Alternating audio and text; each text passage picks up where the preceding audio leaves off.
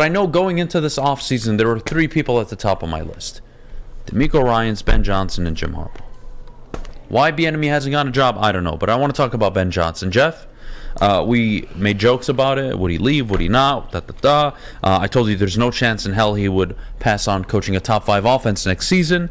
And I'm not feeling good about it this morning. I'm not feeling good about it, and I'm going to walk you through why. And you tell me, Adam, shut the fuck up.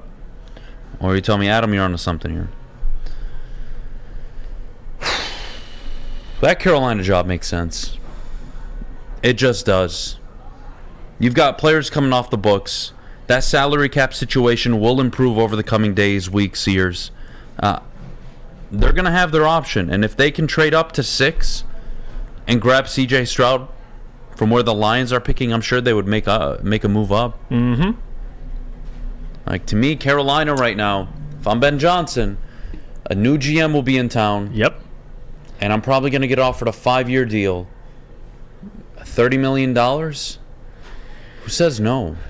And on top of that, I talked about this before, the connections he has to Carolina. Like, you can't, those things you can't just let slide. Like, as the days go on and I hear less and less about Carolina's interviews, the more concerned I'm growing about Ben Johnson. Yeah, I would 100% agree with you. Because if you're looking at, now, from Carolina's perspective, I did say this as well, it doesn't make a ton of sense because you're going from an unproven head coach that you fired to now another unproven head coach. By the way, love Ben Johnson. You know how much we love him.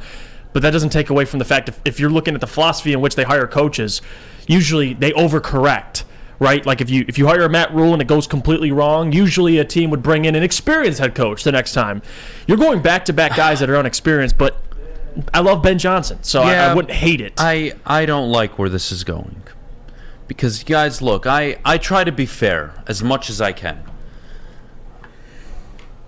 Do you guys not understand how much money Carolina has? Next season, they are projected to have over $114 million in cap space. Still with a good defense. And still with a good defense that's locked up for the coming years. Yeah. And yes, DJ Moore's getting a little older, but you got Shaq Thompson, you got Brian Burns, you got Dante Jackson, you got Derrick Brown, you got Akeem Ikwanu, who was taken this year in the first round, top pick overall. You've got J.C. Horn. Ben Johnson's just got to walk in and figure out the wide receiver room. He's got to figure out the offensive line a little bit. He's got to get the quarterback right. That's it.